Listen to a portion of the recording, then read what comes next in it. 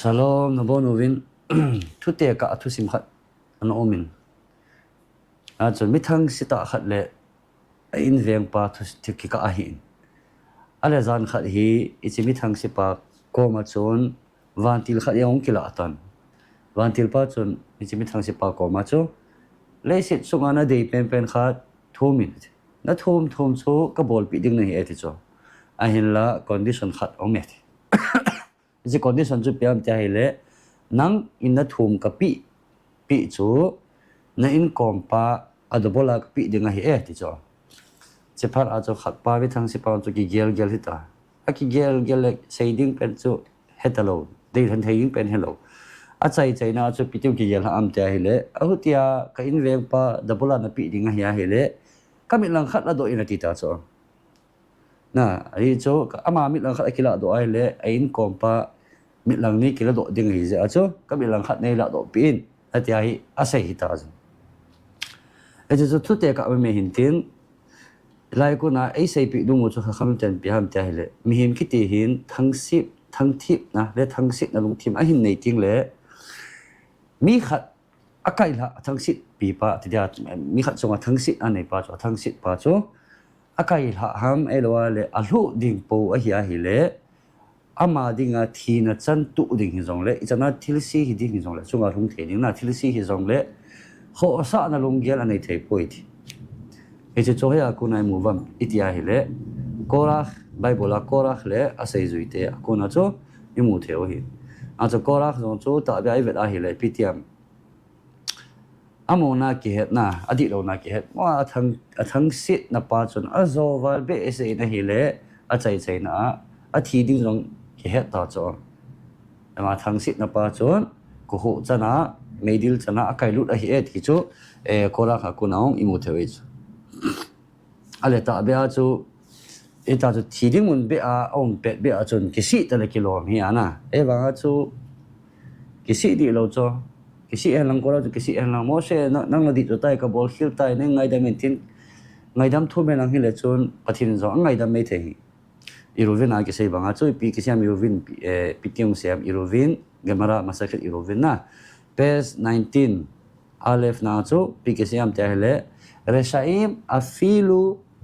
al pitcho shel gehinom einam khozrim betchuvat e pawa bi phalo khat chu gehinom meidil kot maya adin chanin zong kisi na anei theinai poyati Rabbi Naftali Mirovshitz in thudo na hun intin piung siam ta hile ale mihim kiti chun gehinom alhun ding kule kisi thei ham ta hung do da ota kisi thei hi a hile mi a kisi tam jo ta lo dia meidil masanga kisi ding hi le te tu thei poi de cho kisi nom thei pon te ti ale pi ki sei na ham le gehinom kot maya adin ting zong le kisi na lung ye anei thei poi ti chu pi sei nom na ham ta hi le Rabbi Naftali inang sei da na chu ong an sa da na chu pi ti dom am ta hi le ta be in gehinom maya idin ting le na chu mi khat adin ting le chol si khat adin ting le kisi na lung gel ki ti hi ki kha pi a hi tai di chu kisi na ko ki kha ta kisi thei ta lo ding a hi eti ipikot ki hon pi am tia hi le kamo tai ti ko ki hong ezu amo lo pa na ke ka di mo tai kamo tai ka sei khel tai ka bol khil tai ti pa hi chipa bo ko ye ki hon pi in ti chu a ki phun do ding pa na amo da na ki phun do ding a ki san na ding a ki pom na ding hi chipa bo se chu ko ki hon pi et in la Rabbi Naftali na se chu mi phalo te chu gehinom ko a din ting zing win zong chon athil se bol pa uchunga chon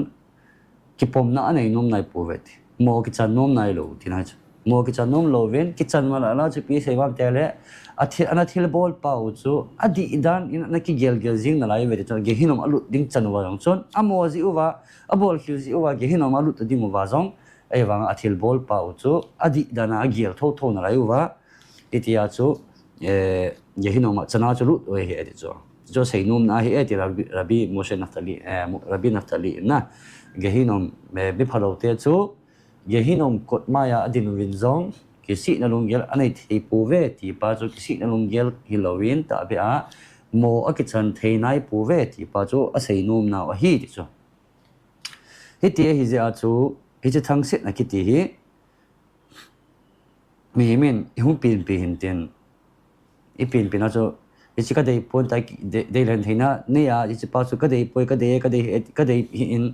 chỉ này pi hiện tại cái xây thầy hi lâu cho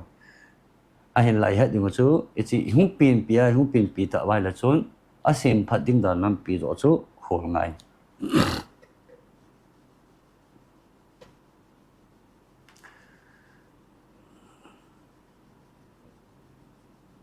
hi chế hình xin phát ở tiếng apoi mô đàn chú về leo hẳn lấy sĩ ra hi ít ra hi lệ coi mà cha hi cái thằng sĩ đã hành lang hi lệ ít cho nên lấy sĩ anh nôm đấy mà thì lấy số lo in Excalibur IPCM thế lệ lấy sĩ hi cái việc ra hi lệ khát cái thằng sĩ nên chẳng bộ hi thì na khát cái thằng sĩ nên gì mình in gim gen thế thu thì cho amale mà chung again thế cái không thế cả na mi thằng sĩ gì cho mi này nom mi bol nom đó cho thằng sĩ nên chỉ lâu sĩ thằng sĩ nên hiện nên là ta về ni cho sĩ abon in thu lọ luôn như này hiện tại liền số một chính pen pan sẽ cho lại ta bằng chân ta về mi ô xin thằng sĩ này cái này thì đã hành lang hết lẽ ý cho nên lấy sĩ ăn nôm chôm đêm thì bảo cho na mu zil ngai in tin chỉ cho hết ngày chỉ bao giờ ít cái bol lang hi lệ hi chỉ mi him sunga thang sit non pa hi ipiti cái bol lệ cái số tăng thấy nhầm thì pa hi ngày cho cho mi khan do mi khan xây đan vào chỉ piti xây vào thế lệ mi ai thang sit lệ pa hi cho mi ai pa zo lo gì tại lung hay ta cái bom mi kít cho hi chỉ bao cho adam doi xây pi ngày cho thế cả na doctor na chia hi lệ doctor pa ko ma cho doctor ko oi ana thì cái xây là cho doctor pa in năng ana lệ nó tới hiện cái anh lô bò lệ tin sẽ lấy thay lô cho một tí giờ chỉ hoàn những bò đi cái nó chút biếng ta hi lệ chỉ mi khăn ấy thằng xịt thì hi lệ ấy lô anh em mi khăn cái thằng xịt hi ta hi xong lệ hết những số alo prescription na chỉ ba số hết ngày ipi lô cái này là phát đình ham ipi cái dân leng hi chỉ nát cái này pa hi đam thay đình ham chỉ pa hi hồi đã ziel ngày hi thì xong hết chỉ mi thằng xịt na pa hi hồi lô đàn anh số Pirkei Avot Masechet Avot chapter 4 Mishnah 21 na chu ki seida na chu ana veleu hen Rabbi Eliezer hin seida na chu PTA hu sei pi bom ta hele thil thum ho hin mihim hin khu asu chom me ti chu e thil thum ho chu pi piam ta hele ki thang sit na zilesi na abana dei chat ngai chat ti chu English a sei dile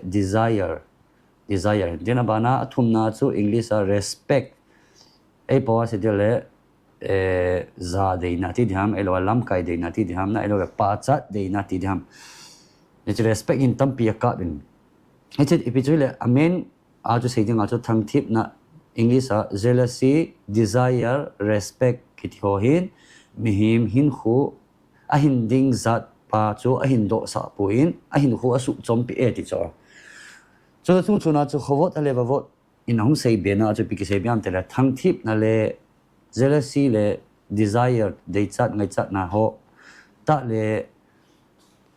athum na respect ti chu lam kai dei na za dei na kiti hin mihim hin khu asu chombo hilowa mihim khumu dan ti diham alungial mit zong hi amit asu chot pi in chung na chon pathi ina chunga thilpha abol zo si jong hi thilpha abol pi zo si jong hi mu theilo kho in apai ti chu chi thil thu moin azi chu pi am ta hele chi thil thu mo ho hin izoi se bangwa chu kinga anadin mun hi chan hin hun tan te ti hi aum thei poi chu chi thil thu mo he na chan ka bol le hun tan te ni chani bol beta da tang ka te hi anei thei mo po we ti chu pi se ngam ta hele na dei chat khat thil khat na ngai chat khat chu tu in muta zong le chun e chi namu zo le chun aban na hol be kit pe ding ai eti abana mi chil chung chuna chu mi khat chunga thil hung pa thil pha elo le bol theina lol hena khat hung pa jing zong chu e chi pa chunga chuna e pi ne gel de ham cha hele nang a ama chanding lai pa kila pi a mi dang chunga ki pidana ki gelzi et na chu thil thumo chu hinten adi sera thangthit na tu ni topic ding thangthit na hinten jinglang le echi ani te ni desire to respect te ni to say now ten tu ni thangthit na pa jealousy pa chu say chen photlan thangthit na ki ti hi izai sei bangwa mihim in lung thim sit na nei je achu thangthit na ki ti hi anei hi eti cho him lung thim pha hin nang hi le thangthit na nei lo ding hi in hin lam lung thim asit je achu echi thangthit na hi anei eti lung thim sit na pa chu piam te mi asu pi khat chunga thil pha thil hoyung thung pa chu amu chana chu alung nat na neya echi pa chunga chu lung hang ji ta chu lung hang jing in ar hi ta banga thil ki bol thil chan chunga lung hang thei chu pathin thil bol chunga lung thai na nei lowa pathin chunga lung hang ti na hi et chana chung chuna chu thangthip na ki ti hin aba zam kaya nin ti chu ki hit na nei so ken thangthip na jong hin level a oma hin ichela hoilo pen chu piam te le ho to ki sam kan sei phot leo hen a hoilo pen chu mi khat chu lampi pha a hung chi amu ting le na lampi pha de pathin thulang ma hung ki pi ti diam hung ki pi pa chu amu ti le chu ama chu pathin adi ezi a chu pathin thu bol num lo pathin thu ti mo hi adi a bol num lo je a chu alampia ki pi zo si yong chu kai la ding a gu chu elo wa lem amu da na avet da jing adem ding ham a sei sit ding ham pi sei de bol ding ham hepoi hitabang chu thangthip na la hoilo pe na hi eti chu ani na chu piam ta hele ama chu ta bia pathin lama chu ki pe tho hi khama ki khama mi ki thupi khama bol thei bol azo khama bol e ho pa e ho sei dan le zo khama bol a le ta banga zo khama bol pa chun mi khat ama sanga hin bol hung ki ham bol zo ti dam hung pon tho zo kha chu amu ting le chun aman a bol zo lo zi a chu ichi ama sanga hin bol thei zo pa chu ti dia holanga hung hat zo pa chu kai la ding a go ki ji tai ti zai sim jing an zai sim a hi bo hi lawa christian dung ji a jong i a hi le ichi pa hi bible sim ho to la sim ho ki ka a jong hi tabang thang sit nai cho khat pa chu hung thip zo a hi le khat pa chu na pha zo lo ji a chu kai la nung na ai lo le sei sit ding hol tabang chu meti rabi osha hilerin rabi itzhak abu haf mina ain zi chu piam ta hi le mi khat ale kha simpa chu thang sit ding hi lo hi eti chun thang sit lo ding in ai chu thang sit ni nya hi le chun itabang thang sit a jo ai se bang wa nang in na zo lo ding mana thang sit a hi je a chu thang sit na level 2 la a chu na hi tai chu hoi lo a chu athil simpa chu na ke pa pi ding nang in zong ama bol tabang be chu na bol gut ding e chu lampi na athum na chu ama sanga team le chingzo ti da ho lang hin pi lam hin long le khala ma hi jong le ama sanga team le chingzo amu ting le chun athang si ji a chu pi bol tam te le ama hi ki ham bol ta hum ki ham bol tin ki ham bol a suna zana hi ki ham bol ta a chai na chu mi thang si ji a ki ham bol kha hi ta ji a chu ji a ki ham bol na pa ji a chu a chai na a chu hung lo thing kha the hi e chu thang si na la hoi pe ne e ta bang thang si na chu na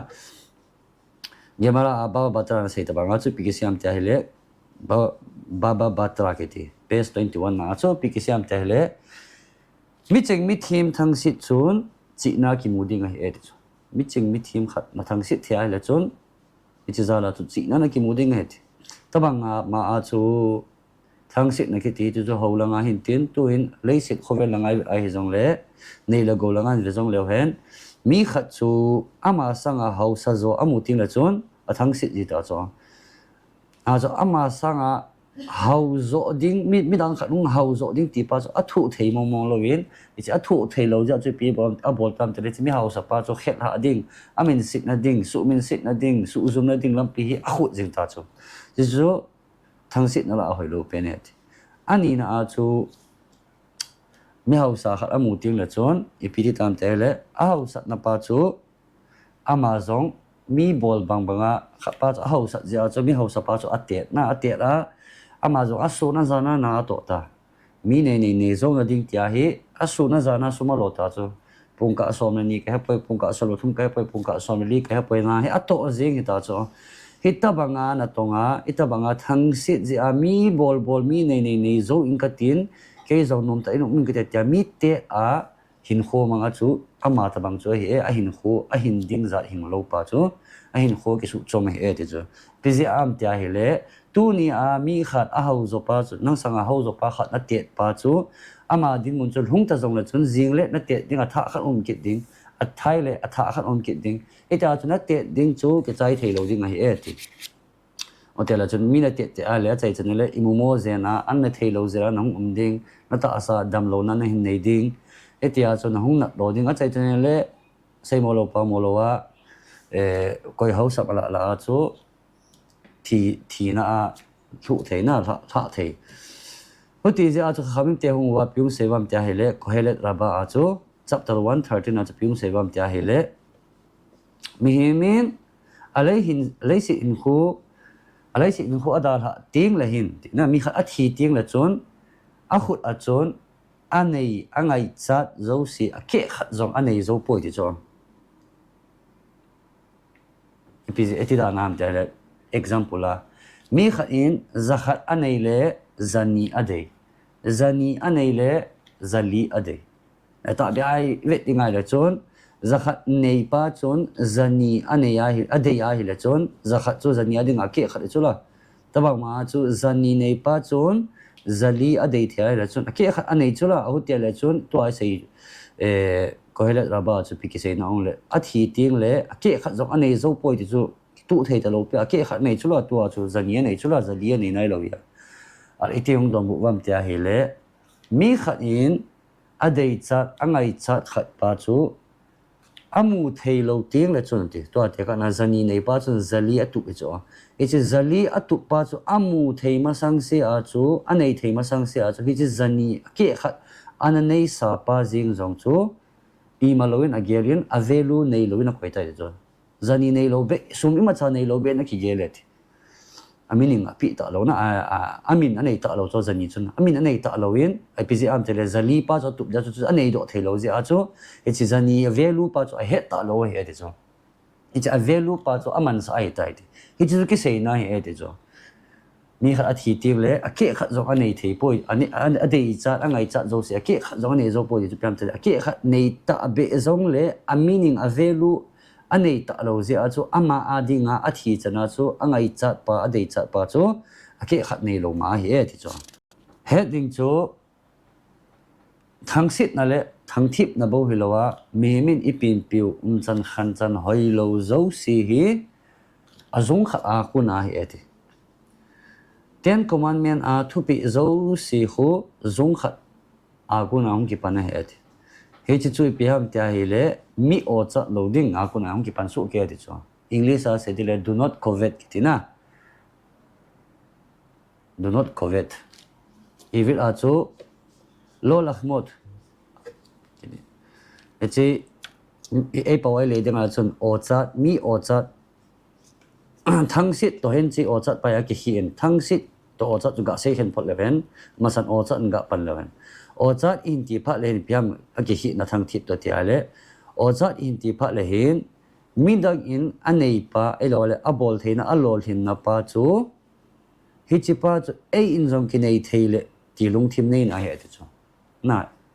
e yong ki ki dei sa ama nei ta ama nei pa chu na khet ha pi num hilowin ama nei tabang bang ama nei pa chu e ding in jong ki nei theile tia lunggel nei pa chu chu o cha a he ti la thang sit in ti pha le chun midang khat nang sanga bol thei zo nei zo zo elo hele loling zo khat chunga chu lungthim sit na ti chu het ha nom na nei chu chu thang sit ai e thu sa te te ding kai thu te te ding kai la te te ding ta lunggel nei chu chu thang sit na he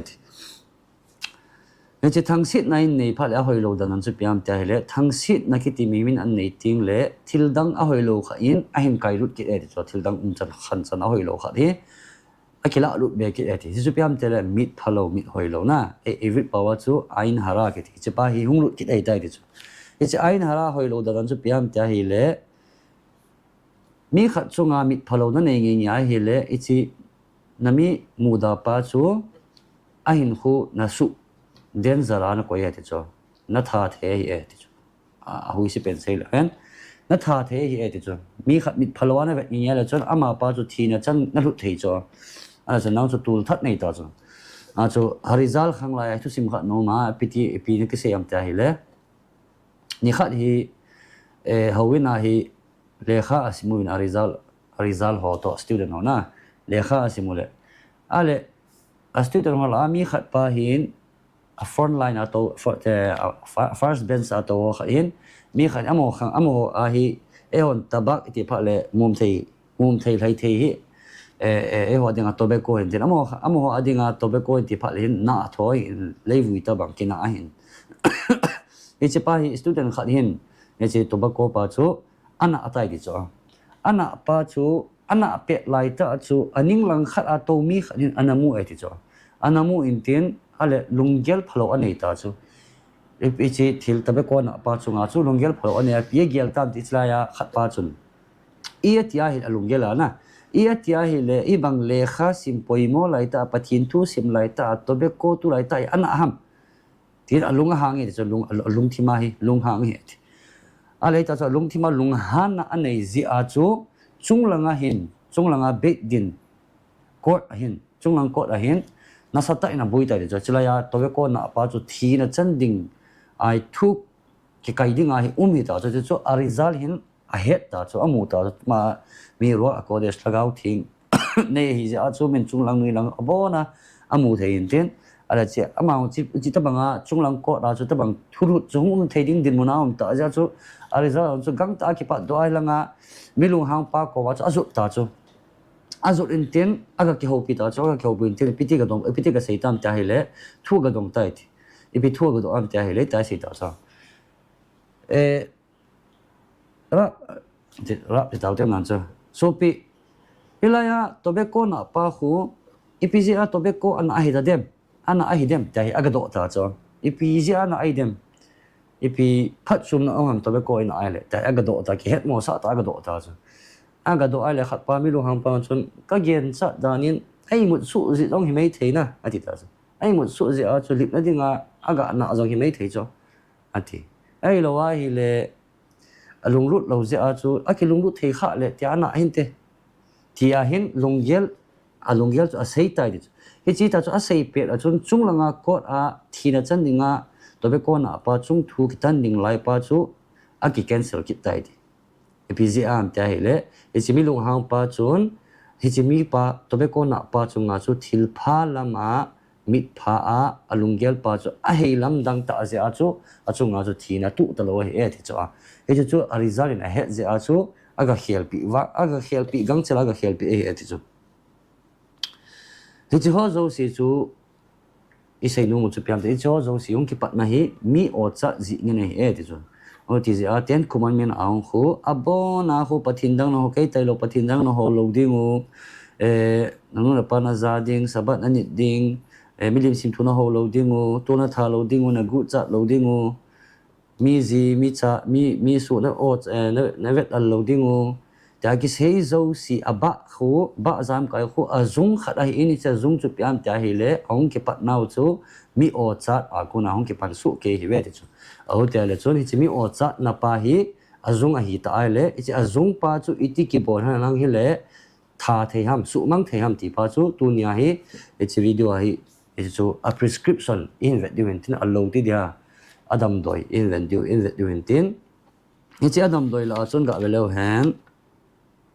adam doi ho hi point to min ka ho min a khat na chu a hoi lo dan thil ki ti a phat lo dan pa hi he dik thang thip na ki ti to tu nya isu dam gu chu thang thip na hin tin chi pa topic chu sei lo hen thang thip na ki ti hi a hoi lo dan pa hi he anga ya ti thil zo si na i bol hi thil ki ti mong hi un chan khan chan zo si a hoi poi tia i se zo si hi i chana hoi lo ham ti hi het te ngai Ichi pa chu het thailand tu nguvin Bible kunin ga example khat ani ga pilohen Saul leng pa to David leng pa kun chun example la lohen Saul leng pa jong chun epitiam tia hele David leng pa David lenga hi masanga athang thip zia chu epitiam tia hele David zo chu leng hung panga ama zo chu thina tu cho achorap ten pi sevam tia hele mi him khat na hin thang thip a hele ama chu kal to che ding nang chu na hi su che ding a he tabang ma a chu Daniel thim gao jong chu mi khan kha en athang thip uwa epititam tia hele lengpa ko ma hi mo khanga lengpa ko ma aga he uta cho aga he vina hele epititam tia hele lengpa chun Daniel hina pa chu hoita a he je a chu ichi ahung somte ahung he te chu ata asan loin ata asamala ai pina siam tia hele Daniel hung sei si ho hung som ho chu ga pui vintin agamat sa ta ite sa pe ko ma agamat sa na hele ichi mi som ho chu humpi kulahin ale lu ta ji cho lengpa chun ale lu na hele ichi mi ho chu tul jong hung man lo chun van laya tul alhun masang wa chun van laya chun humpi ho chu aki som to win ane chai gam ta vet chu tul hung man lo ke na ha vet ti chu a hoi lo dan mi thang thi iti hi a hoi lo dan a den zar dan hi number 1 a heading number 2 a chu piam tia hi le hi che iti jan diam tia hi le inei chunga lung thai na ki pi ding iti nei chunga lung thai na ki pi ding iti volume ham tia hi le ikama hi pathin koma mi ha e po I tho a ku na I mu chan ge hi ki pa thu sei ing ding ipidinga ki pa thu sei jing ding ham tia hi le azi chu mi him in ikamin in sei ting le hin ilung thimin a hin ta san pan cho he chu hoya example pi the diam ja to na ya sei ziu mi zo sei hat o khon zo a sei na hi le a chai na ting le ama ho le mo han zong a zo sei wa ki ta san ve ki ti to na a sei ta bang chu ho to na hi wanga di ata hi in mi min a sei mun lai chana hi alung thima lut in e cha lung thima ang lut ting le chun ata sana hi tai ti sia chu pathin ko mai ke pa thu sei ing a thum na a chu mi khan chan chan pa hi copy ding ki thim chu ding pi sei num no ham ta hi le ga chu ga hil sau be lo han Pike avot chapter 4 Mishnah Aleph na chu pi kisiam tele ben zoma kiti mi khat hin itana sei chu leisit chunga koi ham mi ching pen ti chu koi ham mi ching pen a chu ale answer na chu pi dom am ta hele mi zo sia kuna zil do thei nei pa chu mi ching pen a hi eti te hilim sama kisi na sama 119 99 am kisi pi kisiam tele e hila pang ho akun het thim na chi na kan ni eti teng David Ichiwa kuna chu mi zo si a kuna zil do thei nei thei kiti mi him chu mi ching pen he ti cho rabenu baltenu ran piung hap biam ta hele ezo khara mi zo si ti pa chu zo le mi thip na nei ho leng le lal ho isei nau hi sa khana te ti a hi point mi angol pen hi han lang sapang niau pen hi zong le mi zo si ti phat le simple meaning a mi zo si mong nau sen hi han lang ai lo wa hele mingol mi ching ke he poi mi zo si na mong akuna hi zil do thei nei pa chu mi ching pe na hi e ti chu asaba mikelem kiti araf simkha zisel zif kiti pa hin hilchina yung pi wa piting hilchim pi wam cha hele te ka na hung pi chu mi khanin khut thip na khat a hin nei ting le ti te ka na pun khui thim hi mei thei ken ko khui thim hi mei thei ke poi lu khui thim hi mei thei na e chi khut thim na khat a hin nei ting le chun a china zo si a chu e chi a khut thip na pa bo chu amit amu thei pen de zo te cho amit la pen te ka na pun khui pa chu pun khui thim pa chun awa na chu min piti pun asang kholi ipi model ipi design a ki khuyam na am nan cho elo to ka hi iti ki khui ham ti hi mi ki van nau si amu the avet the he cho hoya sa pe cho copy dinga hi avale a chile na hi mi van bo chu ve en the tabang ma chu ken ko khui thim pa chon a chile vale na alung gel api na ding pen chu piam tia hi le mi ken ko zo si avet dinga hi at tabang ma chu lu khui thim pa chu lu sim thim pa chon a chile vale mi lu khu amwa le design hoi za ba sa a hi le chon chỉ design chu ama no copy de na ta banga chu mi him ki tin khut thip nai nei tin le ichi khut thip na pa bo chu imit ala a hi e chu e lo wala ilung ala ti ja ichi pa bo chu ki mo the ichi ta be am midang zo si le si la mi o si chi pa chu amu lo chu te ka na mi ha min mi ti ki van no le te ka na min pisang kol ipikala a ang ki hello cho pikeng ko ki buang ki hello cho e banga itiam kha in khut thip nam van khui thim bang hi le hen epi ti sang kol ki vanam epi color ki vanam epi le pi akop am ti ho abona ivet ding mo hintin en la chu khut thip nai nei lo ta ja ba azil ding dan amu ding dan nong ki heta de lo tabang ma a chu ho langa zong hi khuti tabang chu hi e de chu mi khat hi ho langa a ha te na hi le elo wale khom jing na om nan chu ki khom jing tau num jing le kha sim num jing khat chun ke banga ho langa ki pi khat chun ama sanga ho hat zo amu a hiya le chun hi chi ho hat pa chu a tau dan avet jing de chu elo wa hi le ki khoma chi na hi mi tau dan hi avet hi jing ding he chu na avet hi jing ding mi tau dan bo hi a chin ding mi tau dan bo hi amu thei ke ding he ti ni chu ki khoma hat lo khat chun chu ki mu ki ta lo chu hi chi ho chu mi min ama sanga holanga mang chu le ama sanga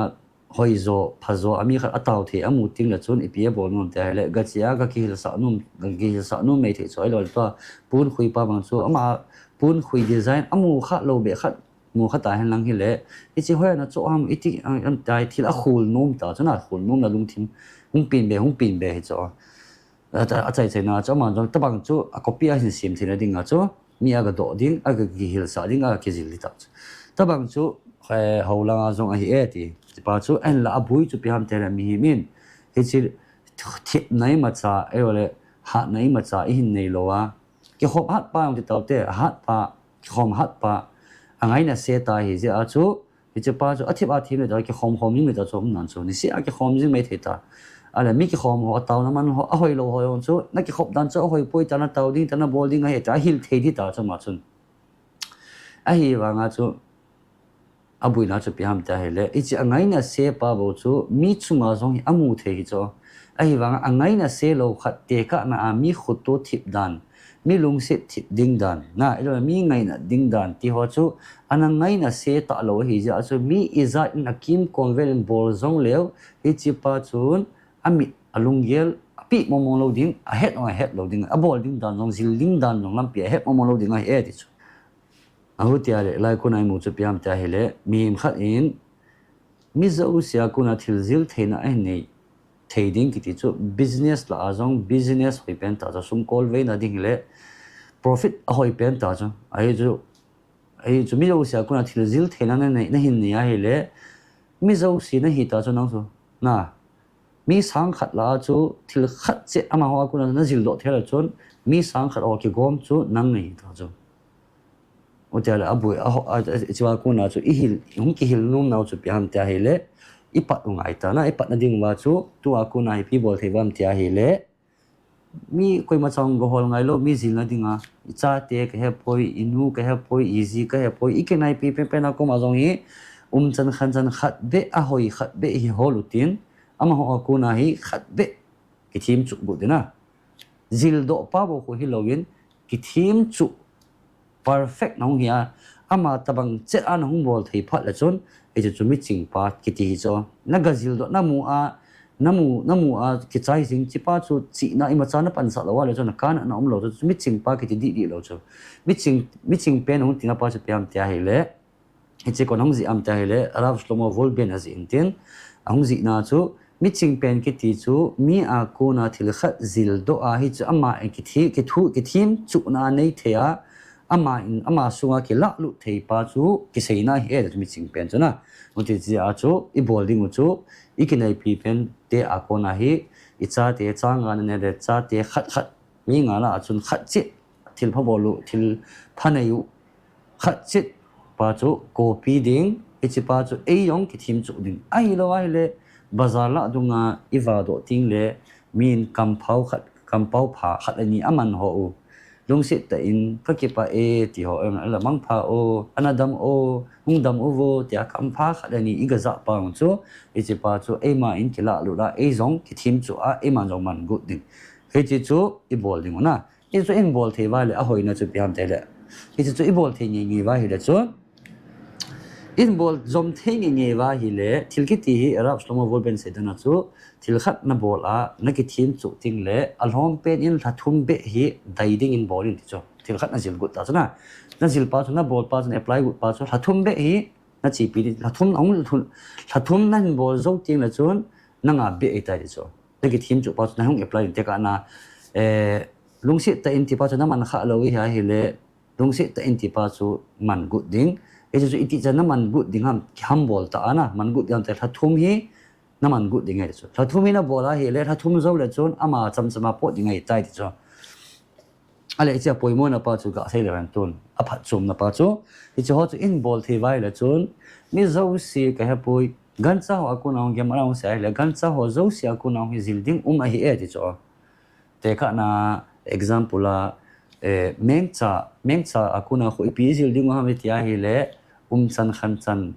zoom mo loading za mo loading na ki tu ta ding dan pa hi meng cha ku na zil ding a hi ti ipi ti zil diam te le meng cha khun pam chi ting le zuna tha ham ai lo le ali pa bol ham phat le khon anung kho vut a khu te a hi e ti chu na ra chu meng cha tam nga khu meng cha ku na thil zil di ita banga chu e zong pami chi ting le hoi ta shruti mai to ting le inung hoi dwa vet jing dina mi anunga lut ding ho ading ang gel pe ding yen hoi ta su thing ding da la ding ta chu chu meng cha ku na zil do number 2 a chu e chi za mo nan gel hi wen nang a cha to a pi a ku nang hu zil ding ong a cha ku na a chal na a cha chala ku nang hu zil ding ong met ipiam zil ding o tia hele nu pa ki ka a nu pa lup khom dan zil ding ong met gan a cha ku na ipiti a cha hon api anu hu alu pi ding ting le ipiti bol jam tia hele avel le zi ri cho avel le zi in khat nu che a pi chu alung hong mun ting le bo chon alu pi zi e ati chu echiwa ko na chu ihung hil nu chu piam tia hele pasal khat chot azino alu pi ding ting le asu lung hai ta di ding aban ta le bo chon alu pi ding a e tia chu ta chu gan cha ko na thil zil lo ri tam pi me ati kha kham te na oti zi a chu thil zo si a ko na i zil ding khat be i zil do thai le chon eche pa chu ki thim chu ding ki thim chu na i ma hin kho apply bol good ding eche hin apply thei ting le chon in mo ding mo piam ta hele ithil vet da no khowela le si dai thil vet da no ki khel ding thil zo si a hoi a pha in mu ding u pathin lo pi na hin mu ding u ta le chan chunga lung hlai na hin nei thei ding ting le chon koi ma cha ki ti o cha ta lo ding u aban ta le dai se chu anoma num chom di ta ma ti ja chu koi ma cha nga chum lo win I chi hi e ma le e ma ki thim chu chi ding win yung ki thim son ove chan zu hi ta nen ka ke pa e